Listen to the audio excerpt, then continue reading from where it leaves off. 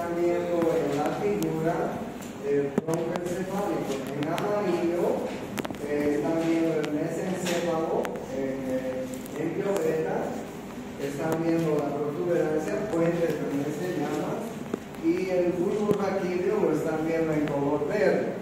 Estas estructuras son muy pequeñas. El mesencéfalo mide unos 3 centímetros, la protuberancia es un poquito más larga, unos 4, y el bulbo raquídeo también unos 3, o sea, en total debe medir unos 8 centímetros las 3 estructuras, ¿no? Lo interesante de estas estructuras es que el tronco encefálico está debajo del diencéfalo. Acuérdense cuando hablábamos del sistema nervioso central, primero estaba el telencéfalo, que es el cerebro, debajo está el diencéfalo, donde está el tálamo, ahí ustedes están viendo, y debajo está el tallo encefálico, el tronco encefálico, el tallo cerebral. La otra característica del tallo encefálico, del tronco encefálico, es que está posteriormente en relación con el cerebelo. O sea, posteriormente está en relación con el cuarto ventrículo, miren ustedes. Y posterior al cuarto ventrículo está el cerebelo. Este que ustedes están viendo acá es el acueducto del cirio, acueducto del mesencéfalo, acuérdense, y eso es pregunta de examen. ¿Cuál es la comunicación entre el tercer y el cuarto ventrículo, no? ¿Dónde está el tercer ventrículo? Está en el diencéfalo. ¿Dónde está el cuarto ventrículo? El cuarto ventrículo está entre el tronco encefálico y el cerebelo. ¿Cómo se comunica el tercer ventrículo con el cuarto ventrículo? A través del acueducto del cirio. Eso es algo que tienen que saber. ¿Cómo se comunican los ventrículos laterales con el tercer ventrículo? ¿Qué me dice? Agujero de Monro, creo que. agujero de Monro, eso, agujero de Monro.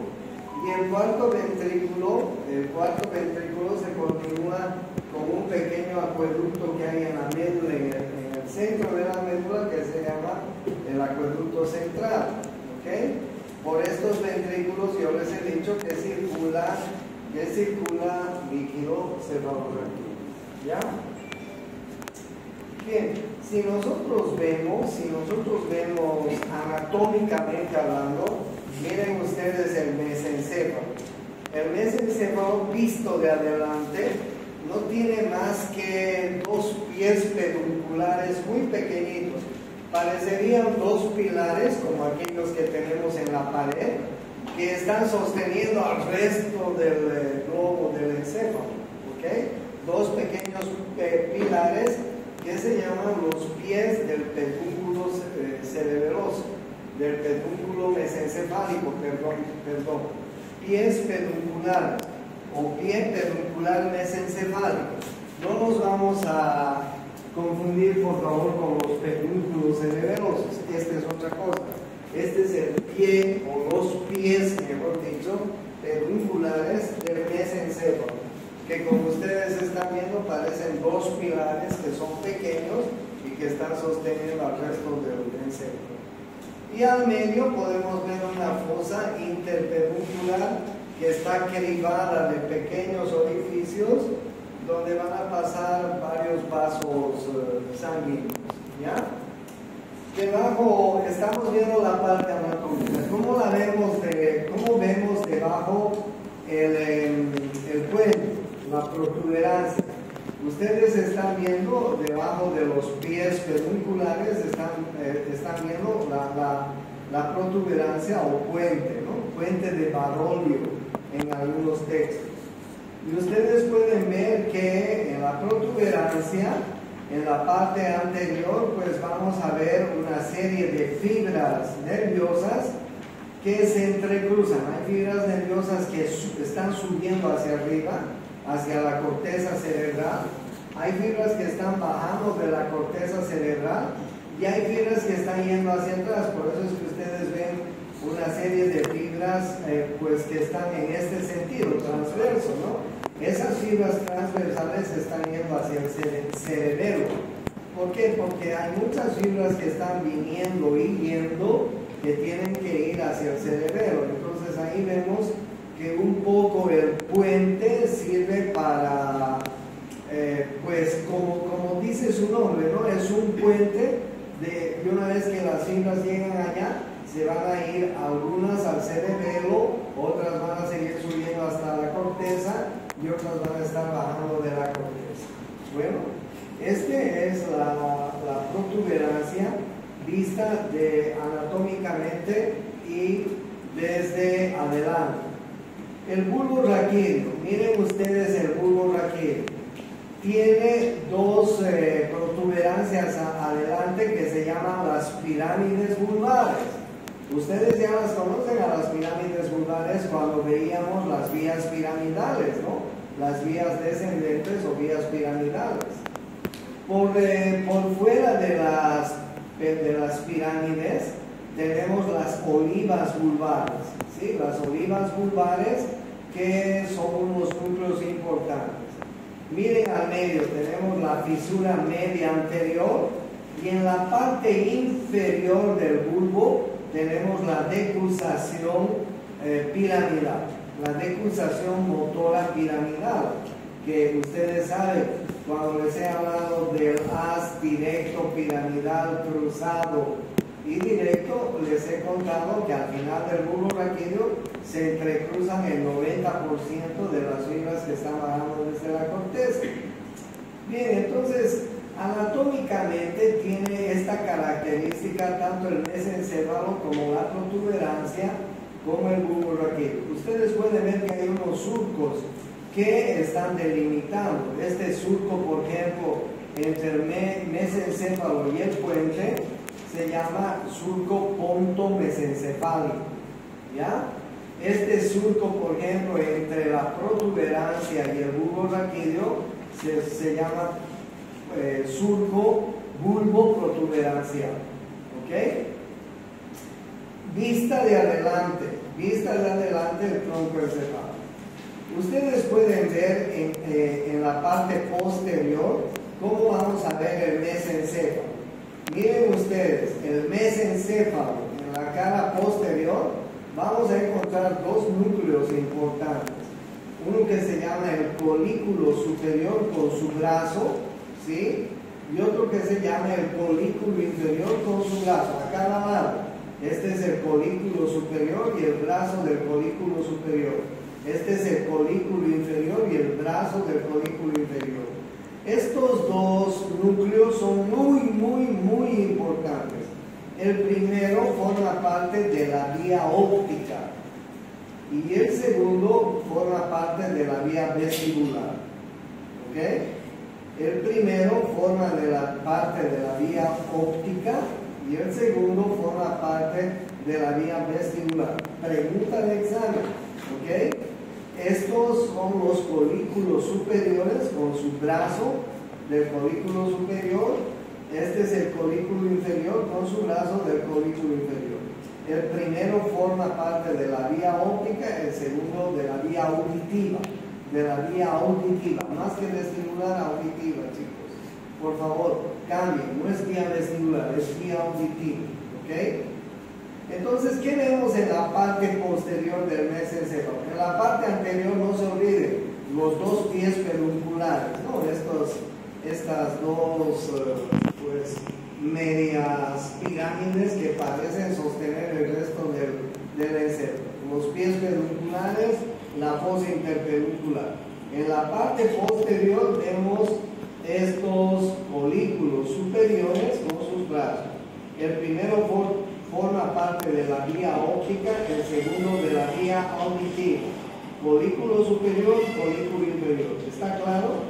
¿Se entiende? Ahora bien, miren la protuberancia. En la protuberancia, ¿qué vamos a encontrar? En primer lugar, ustedes van a encontrar los tres pedúnculos, que alguna vez ya les he hablado de ellos, ¿no es cierto? Porque cuando ustedes estaban viendo las vías espinocerebrosas, pues hablaron de ellos, ¿no? Este es el pedúnculo cerebeloso superior, el pedúnculo cerebeloso medio y el pedúnculo cerebeloso inferior, ¿sí? Estos pedúnculos cerebelosos son tres estructuras que sirven para que más bien, el sistema nervioso se una al cerebelo, ¿ok? Las estructuras superiores, por ejemplo, se unirán al cerebelo por los pedúnculos cerebelosos superiores. La protuberancia se unirá al cerebelo por los pedúnculos cerebelosos medios. Y la médula espinal bulborraquídeo se unirá al cerebelo por los pedúnculos cerebelosos inferiores. ¿Ya? En la parte posterior ustedes pueden ver esta forma romboidal que ustedes están viendo, que se llama la fosa romboidea, que está formada por el cuarto ventrículo. ¿Okay? Es una fosa que contiene líquido cefalorraquídeo, porque si ustedes se acuerdan, yo les decía, en la parte posterior de la protuberancia está el cuarto ventrículo, ¿no es cierto? Entonces, cuando yo les muestro anatómicamente y viendo desde atrás, ustedes pueden ver esta fosa romboidea que está formando parte del cuarto ventrículo. Está, por supuesto, llena de líquido cefalorraquídeo, ¿ya? Y van a ir viendo en la protuberancia algunas eminencias que están formadas con los pares craneales, de los cuales les voy a hablar enseguida, y luego les voy a aclarar esta figura. Pero por ejemplo, aquí está sobresaliendo el colículo facial, para darles un ejemplo. ¿Por qué? Porque el núcleo del facial está, digamos, empujando en ese lado, en la parte posterior, y está sobresaliendo el núcleo del facial. Por eso que los anatomistas lo han llamado el núcleo, o digo, el colículo facial. Ustedes pueden ver aquí unas estrías medulares que forman parte de la vía vestibular. Pueden ver el área vestibular que forma parte del octavo par, ¿entienden? Pueden ver acá los trígonos del nervio hipogloso mayor y del nervio vago, porque estos núcleos están sobresaliendo, ¿ya? Entonces son sobresaliencias que están determinadas por los núcleos de los pares craneales. Pero lo más importante en la parte posterior del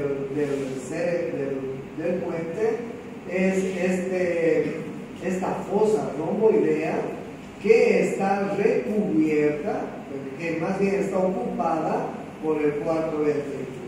Y las otras cosas que sí tienen que acordarse es de los pedúnculos cerebelosos, superior, medio e inferior. Por favor, no se vayan a confundir los pedúnculos cerebelosos con los pies pedunculares del mesencéfalo.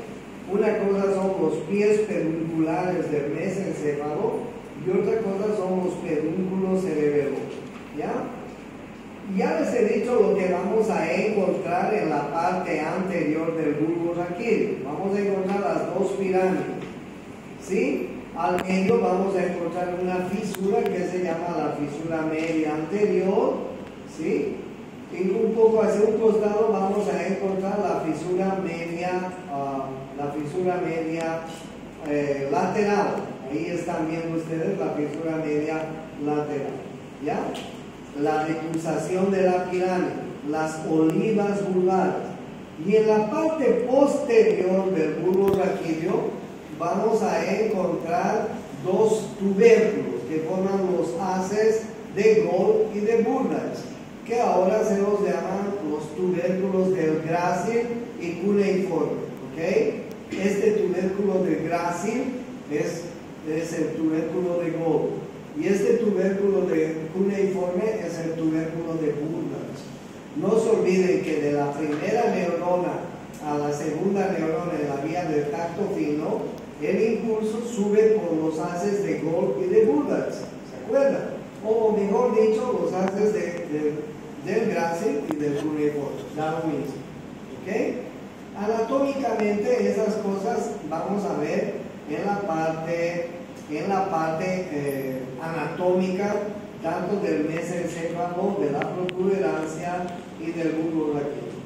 Pero algo que nos debe estar llamando la atención es esto que ustedes están viendo. Miren que en el interior del tallo cerebral o tronco encefálico están localizados los núcleos originales de los pares craneales, desde el tercero hasta el 12º par. ¿Ok? Ejemplo, en el mesencéfalo vamos a encontrar el núcleo principal del óculo motor y el núcleo accesorio, ¿sí? El núcleo principal del nervio oculomotor y el núcleo accesorio. El núcleo principal del nervio oculomotor, este que lo están viendo ahí pintado de rojo, es un nervio que sale por la parte anterior del mesencéfalo, ¿ok? Y este núcleo va a ir a inervar los músculos que tenemos alrededor del ojo. Imagínense que este es un ojo, ¿no es cierto? Y en el ojo tenemos músculos. Este músculo, por ejemplo, es el músculo recto superior. Este músculo, por ejemplo, es el músculo recto inferior. Este que sea el recto medial, ¿sí? Este que sea el recto lateral. Este que sea el oblicuo superior, ¿ok? Oblicuo superior. Y este que sea el oblicuo inferior, ¿ok? Oblicuo inferior. El sexto par está inervando este músculo, el recto lateral. Por eso se llama abducens, ¿no? El cuarto par está inervando el oblicuo superior, el cuarto par. Y aquí falta un músculo, el elevador del párpado superior. Elevador del párpado superior. ¿Ok? Entonces, el núcleo principal del tercer par localizado en el mesencéfalo, están haciendo en el mesencéfalo, va aparentemente salir por delante del mesencéfalo y va a ir a inervar los músculos estos. Miren, este es tercer par, este es tercer par, este es tercer par, este es tercer par y este es tercer par, ¿sí? Esos son los terceros pares. O sea, miren qué importante, ¿no? Es un núcleo motor que va a venir a inervar estos músculos del ojo. ¿Se imaginan si hay una parálisis del tercer par, una parálisis motora? Se paralizan la mayoría de los músculos que nos hacen mover el globo ocular, ¿no es así? Pero no solo eso, sino que el párpado del ojo se caería, se produciría una ptosis palpebral, se escribe así, se produciría una ptosis palpebral, ¿ok? ¿Por qué? Porque el tercer par también está inervando el elevador del párpado superior. Entonces, ¿qué pasa si se paraliza el párpado superior? Estamos jodidos, porque ni siquiera podríamos abrir el párpado. Y además se paralizarían la mayor parte de nuestros músculos. Entonces, bien, miren ustedes lo que pasa con el tercer par. El núcleo de origen del tercer par está en el mesencéfalo. ¿Dónde está el núcleo aparente del tercer par? El núcleo aparente es por donde está saliendo. Y el núcleo aparente en este caso es este. Aparentemente, el tercer par, miren ustedes, el tercer par está saliendo por el surco que les decía que se llama punto mesencéfalo. ¿Okay? Este es el origen aparente del tercer par.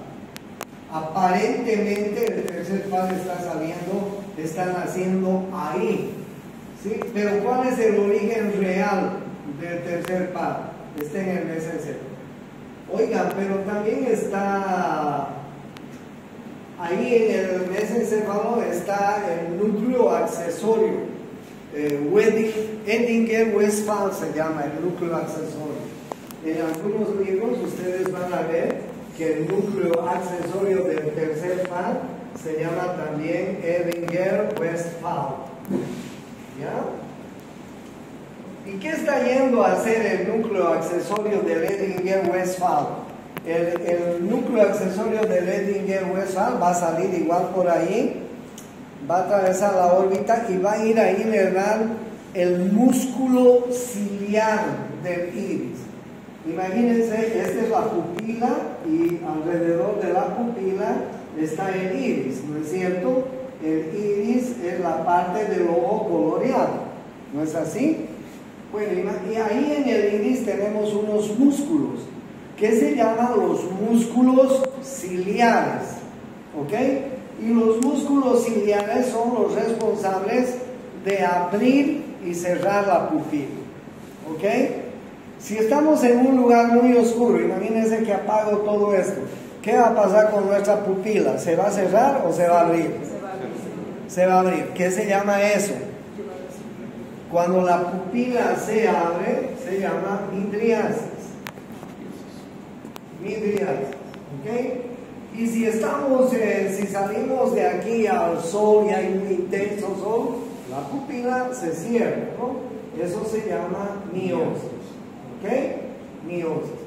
¿Quién es el encargado de la midriasis y la miosis? Es el núcleo accesorio del tercer par, porque este va a ir a inervar los músculos ciliares del iris, ¿ok? Y les voy a dar algo más. Imagínense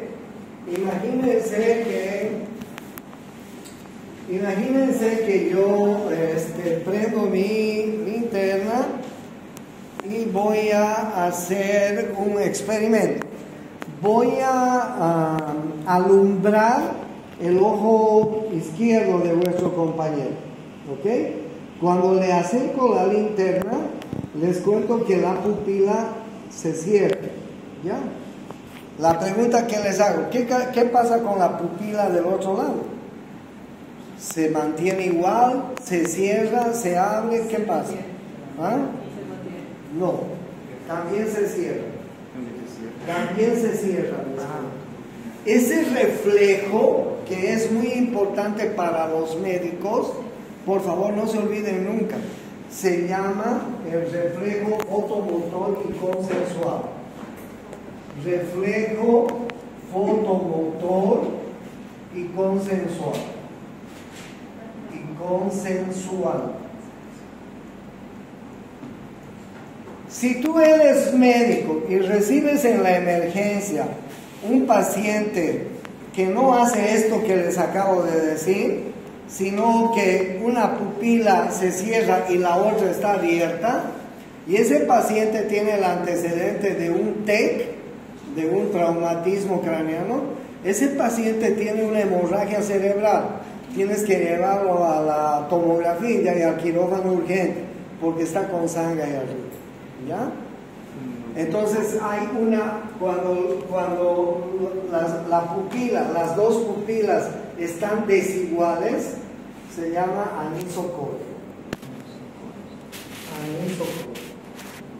Bueno, pero a lo que quiero llegar es que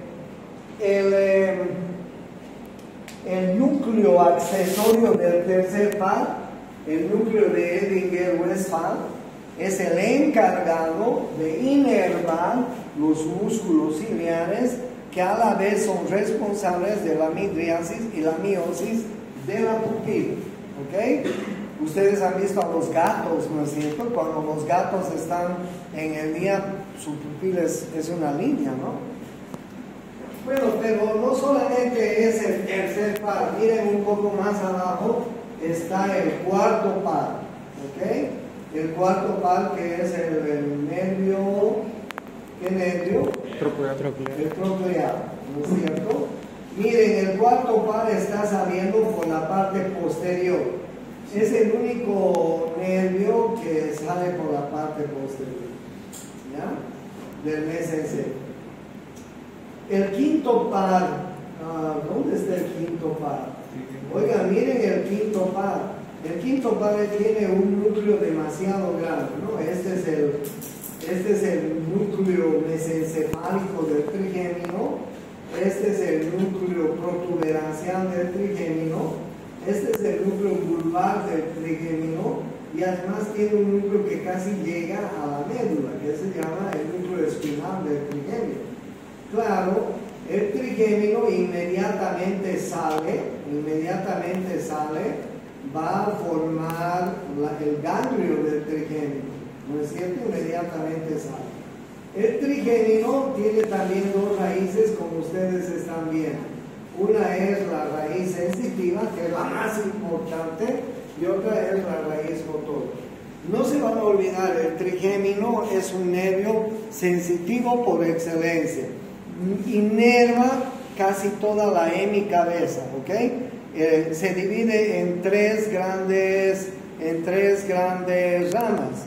La primera se llama el nervio oftálmico, la segunda se llama el nervio maxilar y la tercera se llama el nervio mandibular, ¿ok?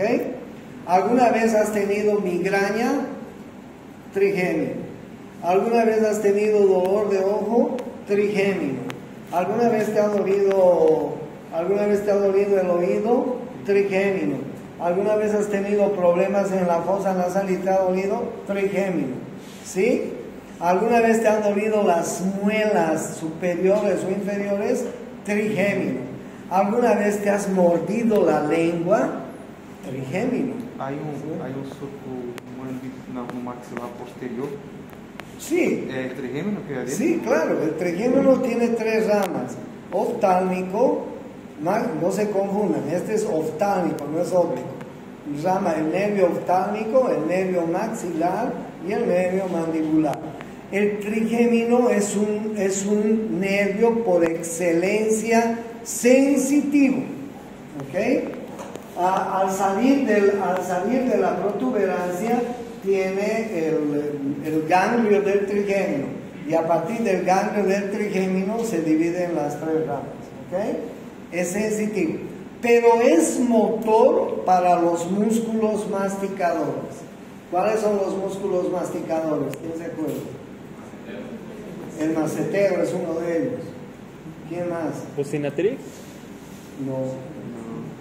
El temporal, el macetero y chusma, custodio. Y los dos pterigoideos, el P pterigoideo medial y el P pterigoideo lateral. ¿Sí? Entonces, bien, motor para esos cuatro músculos. ¿Okay? Gracias al trigémino, nosotros masticamos adecuadamente. Entonces, miren ustedes, ¿no? El quinto par. ¿Cuál más? A ver, estamos encontrando el núcleo del sexto par. El sexto par es el abducens, ¿no? Ya saben lo que viene a inervar el abducens. El nervio recto lateral, el músculo recto lateral, que está en función del ojo. El séptimo par, ¿dónde está el séptimo par? Por ahí está el séptimo par. Facial, sí, abajo de la puente. El facial, ¿ok? El facial que inerva es motor para los músculos de la cara, es sensorial para los 2/3 anteriores de la lengua. Si nosotros hacemos esto con la lengua, los 2/3 anteriores de la lengua están siendo inervados por el séptimo par. ¿Okay? Las papilas gustativas para el dulce, las papilas gustativas para el salado y las papilas gustativas para el ácido están siendo inervadas por el séptimo par. ¿Listo? Y ahí ustedes están viendo seguramente el núcleo del séptimo par. Y así sucesivamente ustedes van a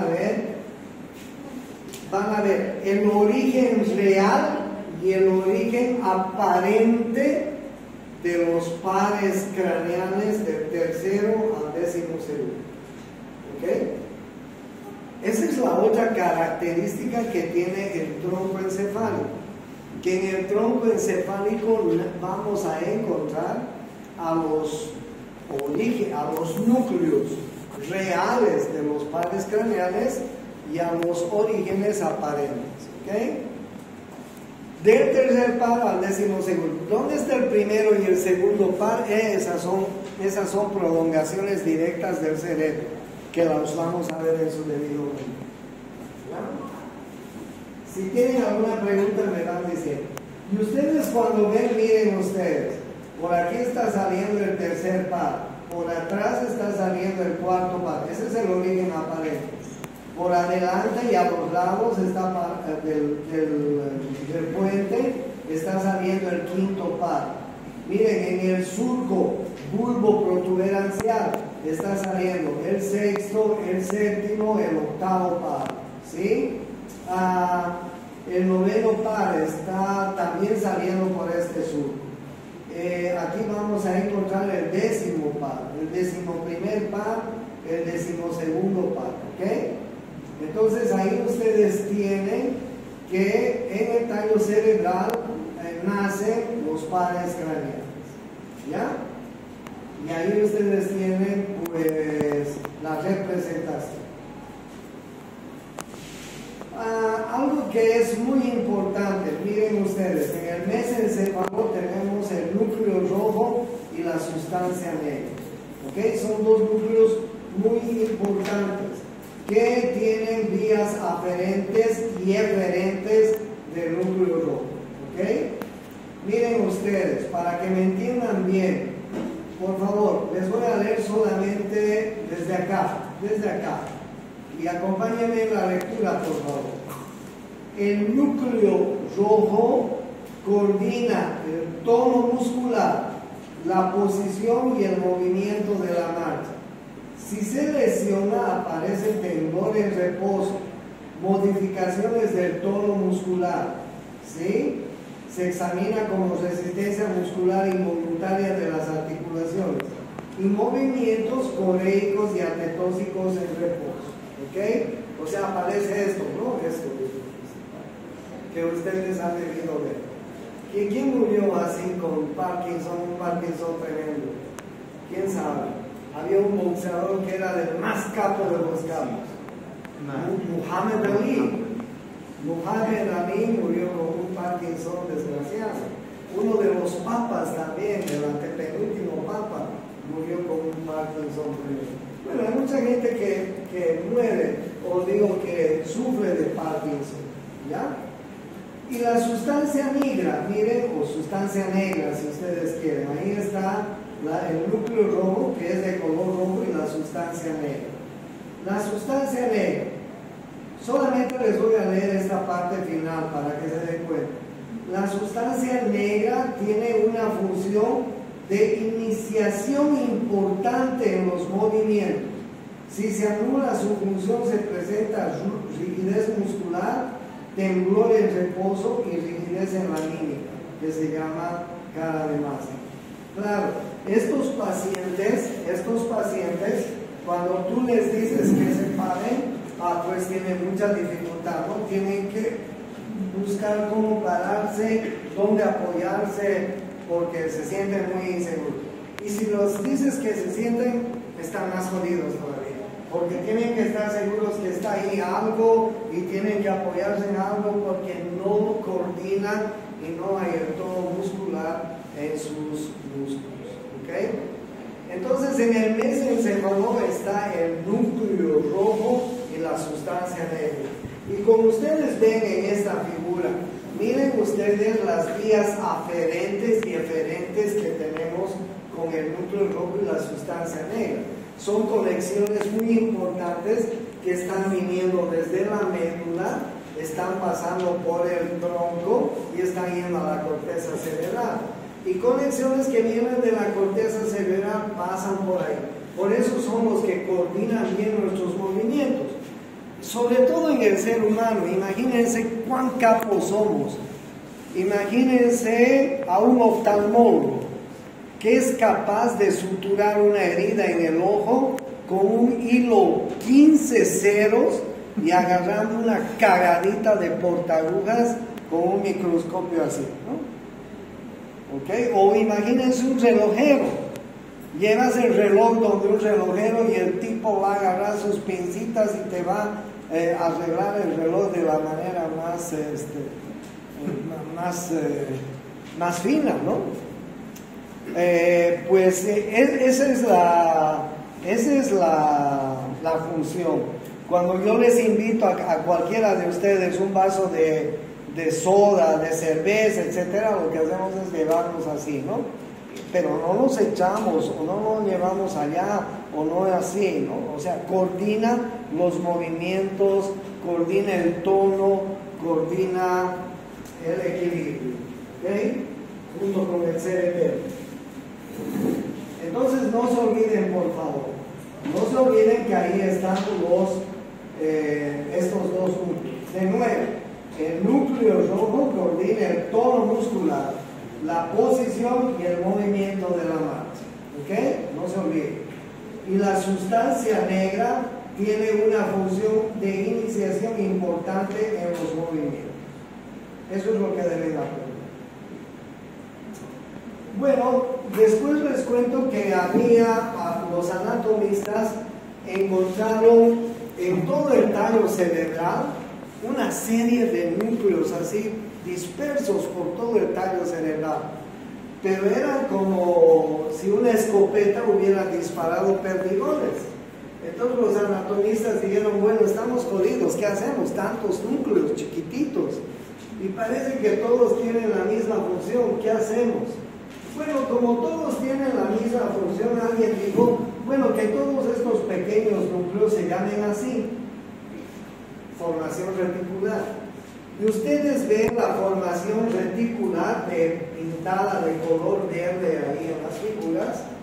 Son una serie de núcleos que están en el bulbo, en la protuberancia y en el mesencéfalo. ¿Ya? ¿Cuál es la función de la formación reticular? En primer lugar, habían sabido formar los mediadores químicos que intervienen en la sinapsis. Aproximadamente hay 150 mediadores que han descubierto los anatomistas judíos. Vamos a ir estudiando los más importantes. Es más, ya hemos visto adrenalina, acetilcolina, dopamina, serotonina, en fin. Algún rato de esos vamos a hablar de otros importantes.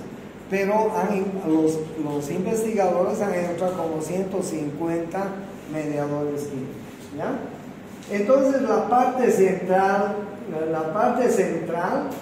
de la formación reticular es la encargada de formar mediadores químicos que intervienen en la sinapsis de las neuronas.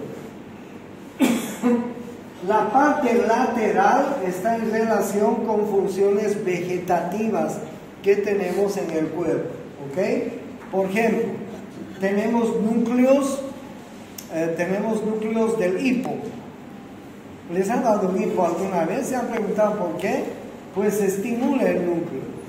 Núcleo del hipo, núcleo de la tos, núcleo del estornudo, núcleo de la náusea, ¿sí? Núcleo del vómito, todo con funciones vegetativas.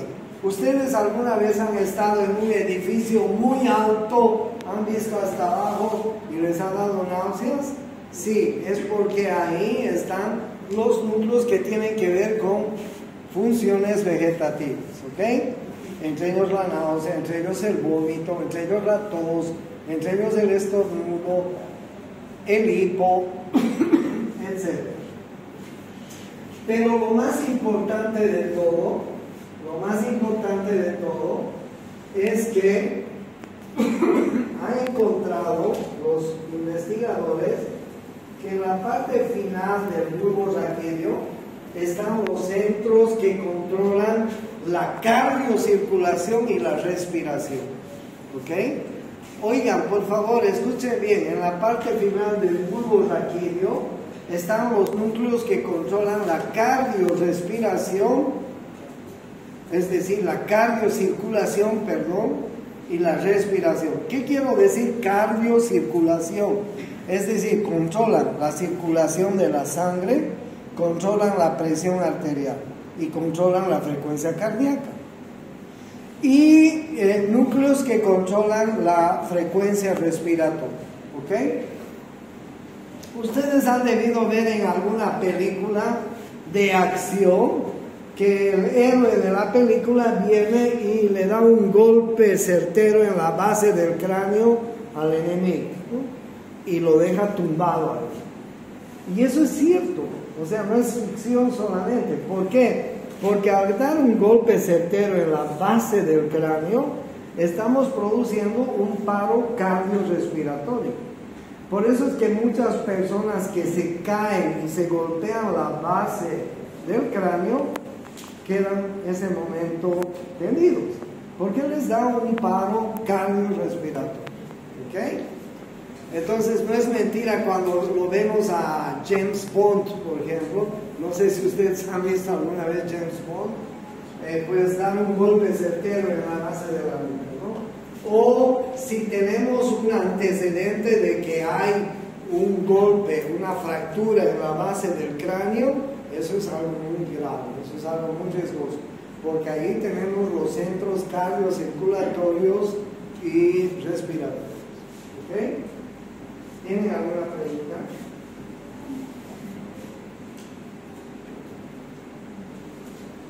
Bueno, y ahí, por ahí suben las vías ascendentes y las vías descendentes, ¿no es cierto? Acuérdense de las vías ascendentes que estamos viendo. Hemos visto las vías del tacto fino, del tacto grueso, la termoanalgésica, suben por el tallo. Hemos visto las vías córtico-cerebelosas, también suben por el tallo. Y hemos visto las vías que bajan desde la corteza cerebral hasta la médula. Se llaman las vías vestibulares, ¿no es cierto? O piramidales, perdón. Las vías piramidales. Hemos visto la vía piramidal directa, la vía piramidal cruzada y la vía córtico-nuclear, que ustedes ya deben dominar. Entonces, esas tres vías están bajando por el tallo cerebral. Entonces, todo el tallo cerebral, bulbo raquídeo, protuberancia y mesencéfalo son parte del sistema nervioso central, donde están subiendo y bajando muchas vías aferentes y eferentes. ¿Tienen alguna pregunta?